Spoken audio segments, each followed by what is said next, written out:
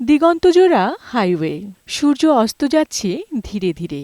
নীরবতায় হাঁটছেন বৌদ্ধ ভিক্ষুরা শান্তির বার্তা নিয়ে। তাদের পাশে হাঁটছে একটি ছোট্ট কুকুর। নাম তার আলোকা, অর্থ আলো। এ আলো কোনো বিদ্যুতের নয়, এ আলো সহানুভূতির, ভালোবাসার আর শান্তির আলো। আলোকা কোনো রাজপ্রাসাদের পোষ্য নয়। সে জন্মেছে কলকাতার রাস্তায়, হর্ন, ধুলো আর নিরন্তর বেঁচে থাকার সংগ্রামে। কিন্তু আশ্চর্যভাবে তার চোখে রয়েছে এমন এক কোমলতা যা আমরা অনেক মানুষ হয়েও হারিয়ে ফেলি। নীরবে সেও যেন শান্তির এই মিছিলে সামিল। এই পদযাত্রার নাম ওয়াক ফর পিস। প্রায় ২০ জন বৌদ্ধ ভিক্ষু হেঁটে চলেছেন যুক্তরাষ্ট্রের টেক্সাসের ফোর্থ ওয়ার্ড থেকে ওয়াশিংটন ডিসি পর্যন্ত। মোট পথ ২৩০০ মাইল।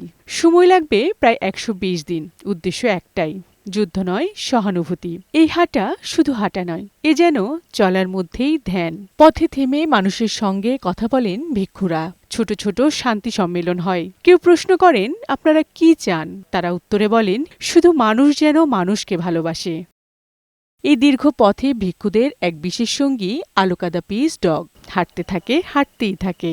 সেও যেন নিঃশব্দে বলছে, শান্তির পথে আমি আছি তোমাদের সঙ্গে। ছোট্ট এই প্রাণীর চোখে অদ্ভুত এক দৃঢ়তা, যাকে কোনো যুদ্ধ ভাঙতে পারে না। আলোকা যদি কথা বলতে পারত, হয়তো সেও বলতো, আমি রাজনীতি জানি না, শুধু জানি যাকে ভালোবাসো তার পাশে হাঁটতে হয়, দাঁড়াতে হয়।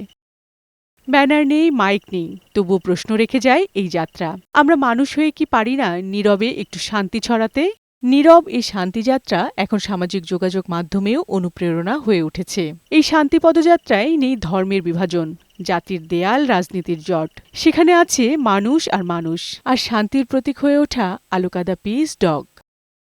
বিউটি সমাদ্দার, বৈশাখী সংবাদ।